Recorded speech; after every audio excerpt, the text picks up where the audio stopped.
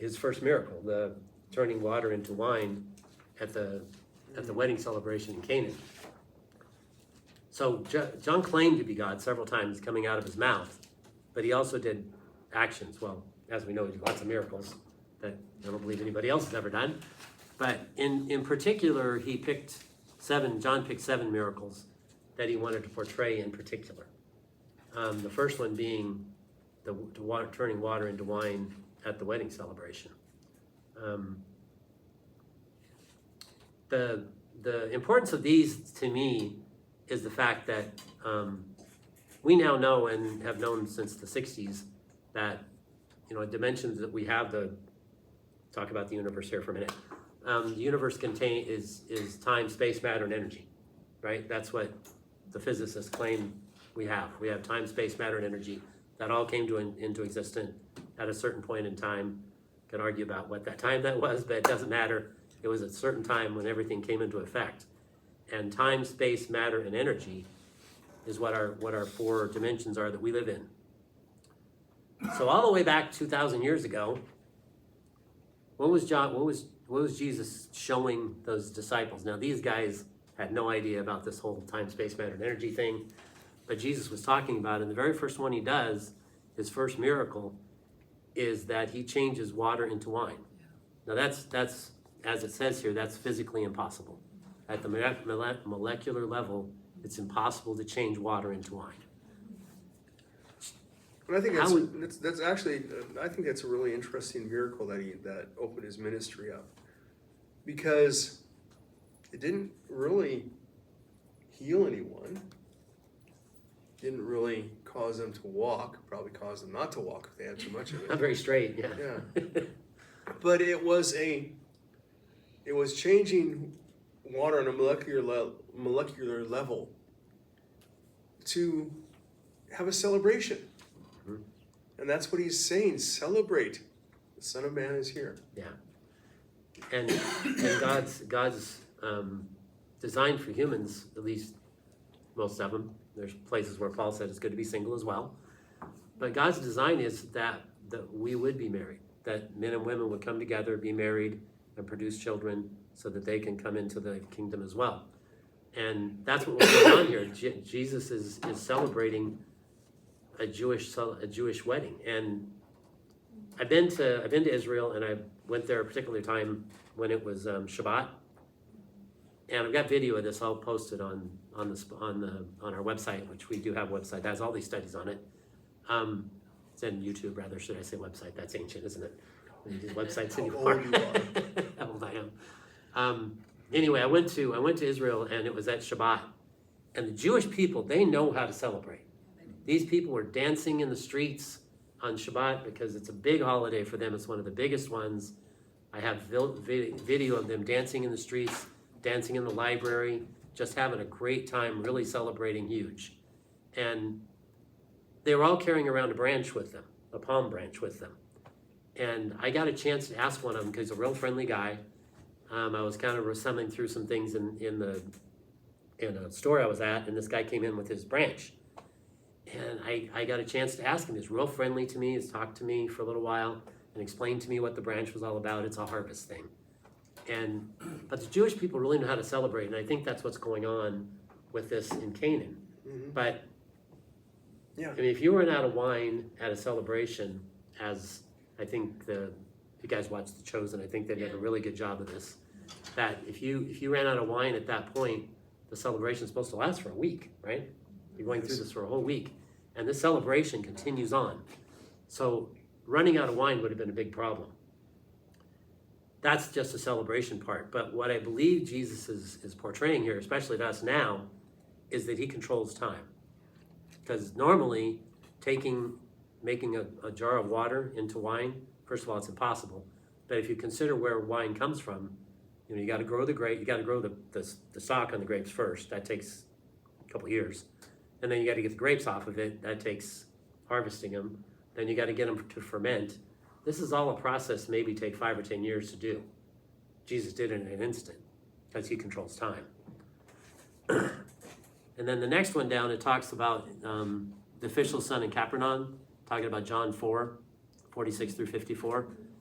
And the gentleman comes out and he's very concerned about his son. Or maybe it was his servant. But either way, he's concerned about this person that's sick and the fact that they're near death. And he said, come to my house, come quickly because this person's going to die. And Jesus says to him, I like it because you came here. You realize that I can help you and your son's fine. And he went back and he was fine. But the difference that I see in this miracle is the fact that Jesus didn't have to be there. He controls space as well. So time and space now. Jesus has portrayed both of those, that he's in control of both of those. Next one, he's talking about the paralytic at Bethesda. He heals him as well. And the feeding of 5,000 at John 6, 5 through 14. The feeding of the 5,000 is interesting because John has, I think, 2 loaves and 5 fish. And he's going to feed 5,000.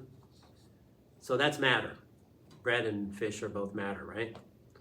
And Jesus blesses the food, and what appears?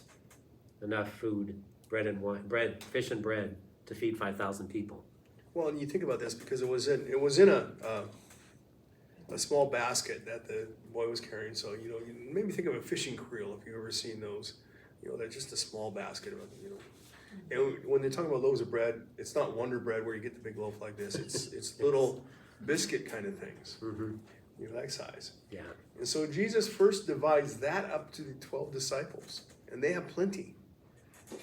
Now you think they'd be going, this looks interesting how this works. Yeah.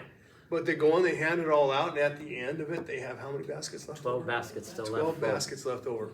For those that were, because they're saying we can't feed them, just send them to the cities and let them take all the food from there. And that's something that we don't think about either, is that there was 5,000 people there. The cities nearby were not going to have enough food in them to feed 5,000 people plus their inhabitants. Right. Those cities would have starved. So not only is Jesus feeding these 5,000 people, he's protecting these outlying cities from getting just cleaned out of every single piece of food they had in there. And so it's just an incredible thing how we look at the miracle and there's so many other things that are around it and inside of it that in an instant he understood and knew. Jesus took account of all of it. Yeah. Not just the fact that these people were hungry, but the fact of what that. Yeah, if we send them over here, that town's going to starve. And it's 5,000 men. Yeah, not counting the women and children. Not counting the rest of them. Probably 15 or 20,000 people that he fed all at one time and produced the matter to do so. Yeah. And end up with 12 baskets left over. Because it's another testament to us as well, the fact that just because we get something from God once, maybe he's fulfilled our moment of time, but not only that, but like he says, he's got 12 baskets left over. Those guys could eat for the next week or two. And the 5,000 that ate didn't just have you get a biscuit, you get a biscuit, you get a biscuit, half a fish, no more. They ate until they couldn't eat anymore. Until they were full. Yeah. And that just portrays, you see that action, but the main message to us behind it all is that the fact that God will always provide for us and abundantly provide for us. And in my life, that's exactly what he's done. He's always been there for me whenever I need him, for sure. And then finally, the energy part. Now, the transfiguration we just talked about. But also, let's assume where Jesus came out to the disciples walking on the water. That's again control the matter. But right after that, Jesus turned around and said, "Be still," to the storm. Guys were afraid to death, and apparently on the Sea of Galilee, it gets some storms that are pretty bad.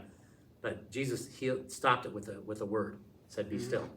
Everything was still, and actually they arrived at their destination at the same time. So with that, the storms are energy. It's energy that's trading the storm, wind, all the things about the atmospheric conditions that cause a storm. Jesus controlled it all with one word: stop. Well, the other thing that's interesting about that story too is that the Jews viewed those large bodies of water like the sea, mostly salt bodies of water, as the realm of chaos. You know, that was areas where things were out of control, that you didn't go. That's why there's not a lot of great Israeli swimming Olympic athletes, I guess. But no, they actually believe that that's the realm of chaos. And so Christ comes out and he's above chaos. Mm-hmm. Peter when he left the boat, started sinking into chaos. Yeah. He took his eyes off Christ. And Christ lifted him up again. But he's out of here, and then he says, be still. Be still. Wind and the waves, the physics obey him, but the chaos also obeys him. Mm-hmm. That realm that they don't understand, because everything's hidden and swimming around and fishy. Mm-hmm. And the storm apparently came up suddenly as Yeah. well. So was that just atmospheric conditions, or was that the enemy trying to get the disciples to disbelieve? Because Were they- Jesus said we're going to. The other thing is, Jesus said we're going to go to the other side. Were they Santana winds? The devil winds? Carlos's? No, well, No, not that's Carlos for Santana, Carlos. the other one, yeah. Yamaha, you know.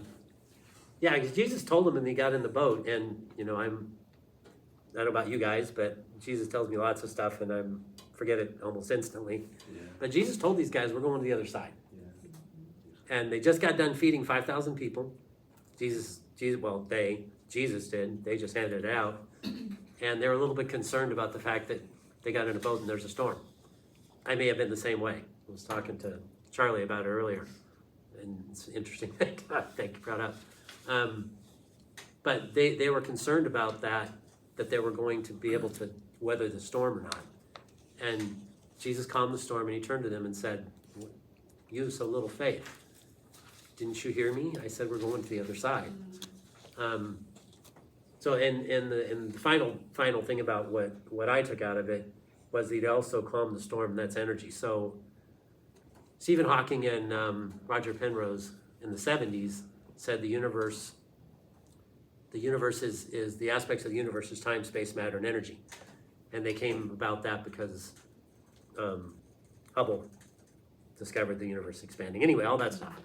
But to me, Jesus is talking to these guys about things on their level, but he's also talking to us at our space and time where we've figured things out they didn't know about, but Jesus knew about them.